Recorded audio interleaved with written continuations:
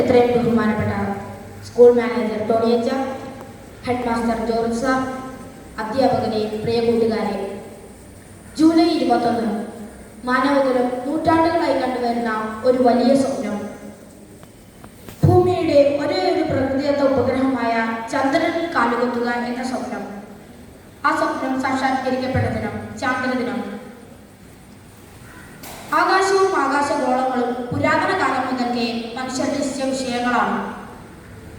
ഭൂമിക്ക് തൊട്ടടുത്തെന്ന് മനുഷ്യദൃഷ്ടിയിൽ തോന്നിപ്പിക്കുന്നതും എന്നാൽ ഭൂമിയിൽ നിന്നും ലക്ഷക്കണക്കിന് കിലോമീറ്ററുകൾ അകലെ നിൽക്കുന്നതുമായ ആകാശഗോളങ്ങളിലേക്ക് എത്താനുള്ള മനുഷ്യ പരിശ്രമങ്ങളുടെ പൂർത്തീകരണമായിരുന്നു 1969 ജൂലൈ 21 എന്ന ദിനം.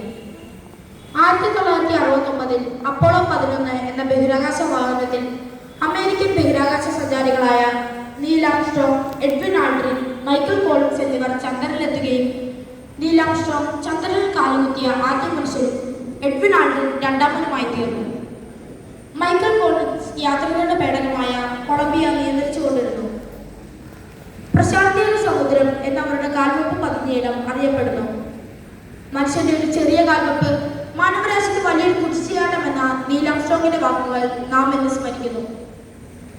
1971 മുതൽ ജൂലൈ 21 ചാന്ദ്രദിനമായി ആചരിക്കാൻ അന്നത്തെ അമേരിക്കൻ പ്രസിഡന്റായിരുന്ന റിച്ചാർഡ് നിക്സൺ നിർദ്ദേശിച്ചു.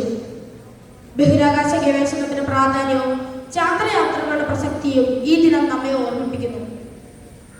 ചന്ദ്രനിൽ ഐസ് രൂപത്തിൽ വെള്ളമുണ്ടെന്ന് ചാന്ദ്രയാൻ 1-2 പഠനങ്ങൾ കണ്ടെത്തി. എന്നാൽ ചന്ദ്രയാൻ 3 ചന്ദ്രോപരിതലത്തിലെ ധാതുക്കൾ, മൂലകങ്ങൾ, ചന്ദ്രന്റെ ഉത്ഭവം, പരിണാമം, അവിടുത്തെ മണ്ണ്, പാറകൾ, മറ്റു രൂപസവിശേഷതകൾ എന്നിവയെ പറ്റിയെല്ലാം പഠനങ്ങൾ നടത്തുകയും ചെയ്തു.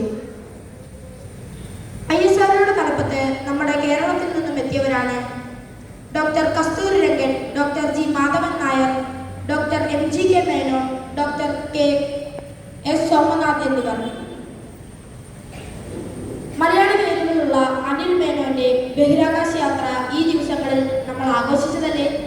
പ്രിയ കൂട്ടുകാരെ, നിങ്ങൾക്കും ചന്ദ്രനിലേക്ക് പോകണമെന്ന് ആഗ്രഹമില്ലേ? ഞാനും അത് ആഗ്രഹിക്കുന്നു. ഭാവിയിലെ ചന്ദ്രയാൻ ദൗത്യങ്ങളിൽ നമ്മൾ ആരെങ്കിലും പങ്കാളികളാക്കട്ടെ. ജ്യോതിശാസ്ത്ര രംഗത്ത് ഭാരതത്തിന് അഭിമാന മുഹൂർത്തം സമ്മാനിക്കാൻ, നമ്മുടെ കാൽവെപ്പുകൾ ചന്ദ്രനിൽ പതിപ്പിക്കാൻ പ്രിയ വിദ്യാർത്ഥി സുഹൃത്തുക്കൾക്ക് അവസരം ലഭിക്കട്ടെ എന്ന് ആശംസിച്ചുകൊണ്ട് ഞാൻ എൻ്റെ വാക്കുകൾ ഉപസംഹരിക്കുന്നു. നന്ദി.